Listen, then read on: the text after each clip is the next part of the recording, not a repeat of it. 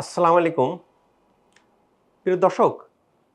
Glow with Shashi skin care আজকের পর্ব acne বা ব্রণ খুবই বিব্রতকর অবস্থার একটা রোগের নাম, যে রোগে আমরা অনেকেই টিন এজে ভুগে থাকি। দীর্ঘদিন যাবত এটাতে ভুগে আমরা অ্যাংজাইটি ডিপ্রেশনের দিকে অনেকে চলে যাই। এর উপায় কি? ভিডিওতে প্রশ্ন করতে থাকুন। আমি doctor S M Shahidul Islam acne সংক্রান্ত বিষয়ে উত্তর দেওয়ার চেষ্টা করব। এটাতে স্কিন রিলেটেড বিষয়ে প্রশ্ন করলে উত্তর দেওয়ার চেষ্টা করে থাকি। শশী হাসপাতাল আকুপাঞ্চার যেভাবে দেশে বিদেশে সুনামের সাথে অ্যাডভান্স টেকনোলজি নিয়ে এগিয়েছে, শশী হাসপাতাল স্কিন কেয়ার সেন্টার বা অ্যাস্থেটিক ও সেইভাবে শুরু করেছে তাদের পদযাত্রা। ওয়ার্ল্ডের বেস্ট মেশিন নিয়ে, টেকনোলজি নিয়ে, এক্সপার্ট নিয়ে, একঝাঁক তরুণ নিয়ে এখানে শুরু হয়েছে। এটা শান্তিনগর বাজারের ঠিক অপোজিটে, আপনি যেখানে দেখছেন এখানে লাইভ থেকে। আপনারা প্রশ্ন করতে থাকুন, উত্তর দেওয়ার চেষ্টা করুন। একনি বা ব্রণ কি, যদি এটা বুঝতে হয় তাহলে আমাদেরকে এটা আমরা কম বেশি সবাই জেনে থাকব। হ্যাঁ, একনিটা আপনার দেখেন যে আমরা মুখের কাছে এরকম একটা বিব্রতকর অবস্থার মধ্যে পড়ি, এটা এই জাতীয় সমস্যার মধ্যে পড়ি, যাটা সৌন্দর্যের হানি ঘটায়। এই সৌন্দর্যের যে হানি ঘটায়, কাজে এর থেকে পরিত্রাণ পেতে চাই। একনি কি শুধু মুখে হয়? না, মুখের পাশাপাশি আপনার কোথায় হতে পারে, আমাদের পিঠে হতে পারে, শরীরের অন্যান্য অংশেও হতে পারে। এটাতে আমরা টিন এজে বেশি হয়ে থাকে, সাধারণত মহিলাদের ক্ষেত্রে বেশি হয়ে থাকে। টিন এজ বলতে বোঝায় 11, 12, 13, 14, এই যে টিন 18, 19 এজে বেশি দেখতে পাওয়া যায়। একনি কেন হয়? একনি মূলত হওয়ার ক্ষেত্রে এটা যদি আমাদের ত্বকটা থাকে, ত্বকের যে পোর থাকে, এই পোরটা বন্ধ হয়ে যায়। আমাদেরকে সিবিসিয়াস গ্ল্যান্ড, আমাদের শরীরের যে সিবিসিয়াস গ্ল্যান্ড থেকে সিভাম উৎপত্তি হয়, এখান থেকে বের হতে পারে না। এটা লম্বকূপ, হেয়ার ফলিকল, লম্বকূপের পোড়া থেকে এটা যাতে বের হতে না পারার পরিপ্রেক্ষিতে এটা ব্লক হয়ে যায়। এটা ব্লক হয়ে যাওয়ার পরিণতিতে কি হয়?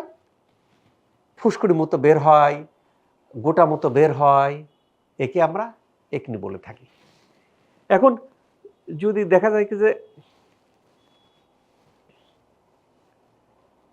একনির ক্ষেত্রে আমাদের ত্বকটাকে যদি আমরা অ্যানালাইসিস করি কেন হয়, এটা আমাদের ইপিডার্মিস লেয়ারের মধ্যে আমাদের যে কেরাটিনোসাইট থাকে, মেলানোসাইট থাকে, কেরাটিনোসাইট থাকে, এই সেলগুলো নর্মালে শেড হয়ে যায়, মারা যায়, চলে উপরের দিকে যায়। উপরের দিকে এগুলো সেলটা ডেড হয়ে যায়। এই ডেড সেল কোথায় জমা হয়? ওই যে লোমকূপের গোড়ায়, বা যে আমাদের যেখানে লোমকূপের পোর আছে, সেই পোরটাকে ক্লক করে দেয়। ক্লক মানে বন্ধ করে দেয়। যদি এইভাবে বন্ধ করে দেয়, অথবা আমাদের বডি থেকে নিয়মিত সিবাম বিস্তৃত হচ্ছে, বা আমাদের কি পরিষ্কার ঠিকমতো হচ্ছে না, সেক্ষেত্রেও এই জাতীয় সমস্যাগুলো হতে পারে।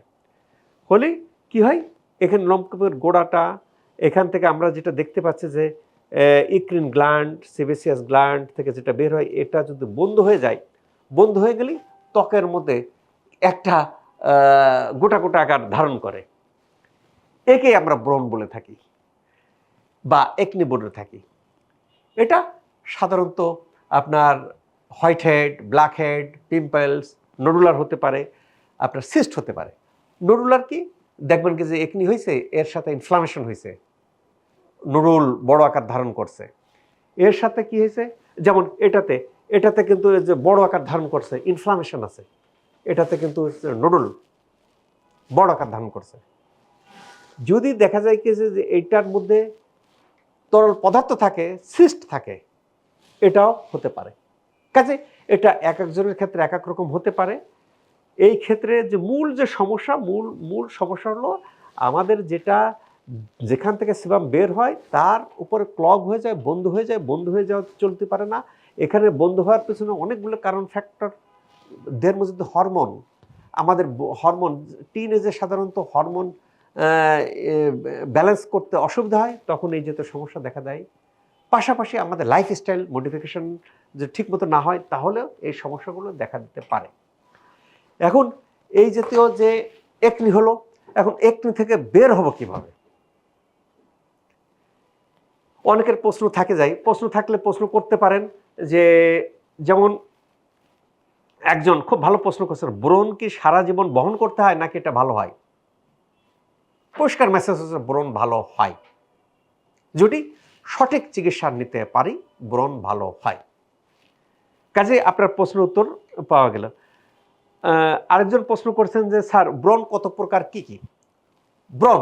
ব্রণ একটা ইনফেক্টেড ব্রণ হতে পারে, আপনার নোডুলার ব্রণ হতে পারে, আপনার সিস্ট ব্রণ হতে পারে, white head, black head, pimples, এই প্রকারের ব্রণ দেখতে পাওয়া যায়।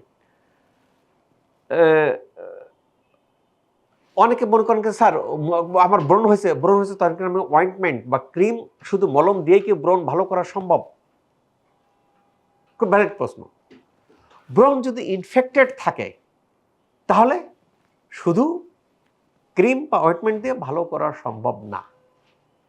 আপনার ব্রণের ক্ষেত্রে কি ট্রিটমেন্ট পদ্ধতি আছে? যদি ব্রণ আপনার ইয়েতে থাকে, ব্রণ আপনাকে কি করতে হয়? আমার ডেড সেলগুলো ওখানে ক্লগ হয়ে গেছে, তাহলে আপনাকে কি করতে হবে? কেমিক্যাল পিলিং করতে হবে। কেমিক্যাল পিল করে ওইটাকে পরিষ্কার করে ফেলতে হবে, যেন ভিতর থেকে সেবামটা ঠিকমতো বের করতে পারে। কাজে chemical peel very good choice of ব্রণ ট্রিটমেন্ট। এর পাশে কি CO2 লেজার দিতে হবে। পাশাপাশি কি আইপিএল ও one kind of laser, IPL apply করা যেতে পারে। পাশাপাশি কি আছে, এখন আপনার কিছু কিছু কসমেটিকের কারণে কিন্তু ব্রণ হতে পারে, কিছু কিছু খাদ্যাভ্যাসের কারণে ব্রণ হতে পারে। যদি ভাজা পোড়া মাত্রাতিরিক্ত খাই, ব্রণের হওয়ার পসিবিলিটিটা বেড়ে যায়, হরমোন ইমব্যালেন্স হতে পারে। কাজেই আমরা কেমিক্যাল পিলের পাশাপাশি কিছু মাস্ক পাওয়া যায়, তাকে বলে অ্যান্টি একনি মাস্ক ইউজ করতে পারি। কিছু অয়েন্টমেন্ট পাওয়া যায় অ্যান্টি একনি, তবে ওটা লক্ষ্য রাখতে হবে ওটা যেন অথেন্টিক হয়, না হলে সেটাতে ইনফ্লামড হতে পারে। ইনফ্লামেশন ব্রণ যদি হয় তাহলে অ্যান্টিবায়োটিক মাস্ট ব্যবহার করতে হবে, অ্যান্টিবায়োটিকটা দিতে হয়। কাজেই দেখতে পাওয়া যায় যে ব্রণের ক্ষেত্রে আমরা সাধারণত, আর ত্বক যে হয়ে যাচ্ছে, ত্বক যে আমাদের বন্ধ হয়ে যাচ্ছে, সেই জন্য নিয়মিত হাইড্রাফেশিয়াল করতে হয়। হাইড্রাফেশিয়াল করলে কি হয়, ত্বকের লোমকূপের গোড়াটা পরিষ্কার হয়ে যাচ্ছে, ত্বক থেকে যেটা বেরোতে পারতেছে, কাজে ক্লগ হচ্ছে না। পাশে এলইডি একটা থেরাপি, এলইডি নেওয়া যেতে পারে। এলইডি যদি আমরা নিই তাহলে এই সিরিজ অফ পদ্ধতি, কারো ক্ষেত্রে ওয়ান পদ্ধতি জানা, কারো ক্ষেত্রে দেখে যে কেমিক্যাল পিল করতেছেন, এলইডি করতেছেন, ভালো হয়ে যাচ্ছেন। কারো কেমিক্যাল পিল করতেছেন, কার্বন লেজার দিচ্ছেন, ভালো হয়ে যাচ্ছেন। কারো ক্ষেত্রে যদি এটাতে না হচ্ছে, অ্যান্টিবায়োটিক লাগতেছে। কারো ক্ষেত্রে কি লাগতেছে না, এর সাথে আবার আপনার লাগতেছে, এর সাথে হাইড্রাফেশিয়াল লাগতেছে। তবে হাইড্রাফেশিয়াল আমরা এখন সব ক্ষেত্রে পাওয়া যাচ্ছে, ভালো এক জায়গা থেকে নিয়মিত আমাদের নিতে হবে ত্বককে হাইড্রেটেড করার জন্য, ত্বককে ভালো করার জন্য।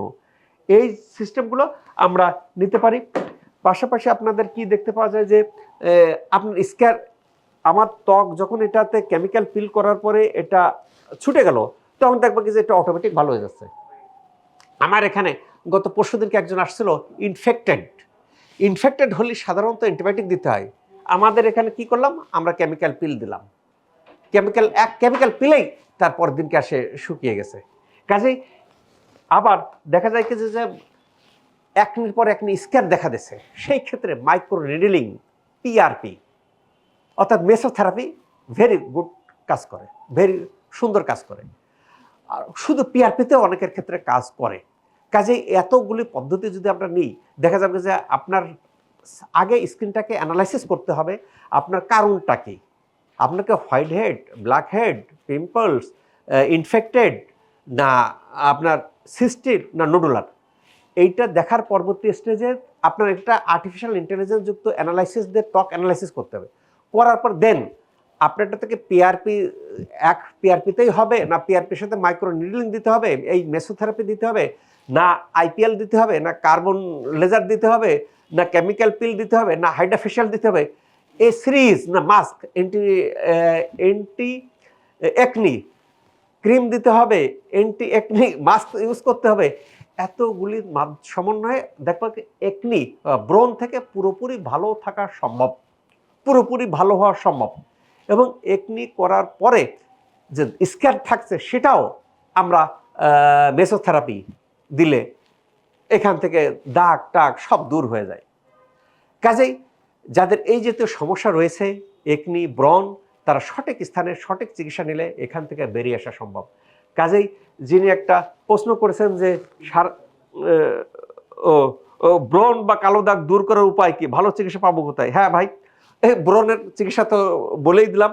ব্রণ, দাগ, কালো দাগ অনেক রকম হতে পারে, চোখের নিচে ডার্ক স্পট হতে পারে বা অন্য কারণে স্পট হতে পারে, এর জন্য অনেক রকম আপনার ত্বকটা অ্যানালাইসিস করে ওখানকে কার্বন লেজার লাগবে না ইয়ে লাগবে, কেমিক্যাল পিল লাগবে না হাইড্রাফেশিয়াল লাগবে, এতগুলো কোনটা লাগবে, বা আইপিএল লাগবে না ডায়েট লাগবে, এটা ডিপেন্ড করে দেখার পর দেন সেই অনুযায়ী যদি আমরা লেজার ইউজ করি, হাইপো ইউজ করি, হাই ফ্রিকোয়েন্সি ফোকাসড যে আল্ট্রাসাউন্ড ইউজ করি, তাহলে এই জাতীয় দাগ টাগ থেকে বেরিয়ে আসা সম্ভব। কাজেই একনি কিউরেবল ডিজিজ, একনি থেকে বেরিয়ে আসা সম্ভব। আপনাকে সঠিক স্থানে সঠিক চিকিৎসা নিতে হবে। আপনি তো ওয়ান পার্ট চিকিৎসা নিচ্ছেন, আপনি তো শুধু মেসোথেরাপি নিচ্ছেন, মেসোথেরাপির যে উপকারটা পাচ্ছেন হয়তো পুরোপুরি ভালো হচ্ছে না। মেসোথেরাপির সাথে যে আরও কিছু পদ্ধতি, সেইটাকে অ্যাকুমুলেট করতে হবে, করলে দেখবেন একনি থেকে পুরোপুরি বেরিয়ে আসা সম্ভব। কাজেই একনি নিয়ে, ব্রণ নিয়ে আর ভয় না, সঠিক স্থানে যাব, সঠিক চিকিৎসা নেব, ইনশাল্লাহ ভালো থাকবো।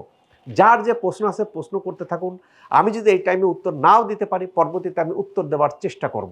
এবং আপনারা এই লাইভটাতে প্রশ্ন করতে থাকুন এবং ত্বক সম্পর্কে, অ্যাস্থেটিক সম্পর্কে, রূপচর্যা সম্পর্কে যে কোনো প্রশ্ন, যে কোনো মুখের দাগ সম্পর্কে প্রশ্ন করতে পারেন।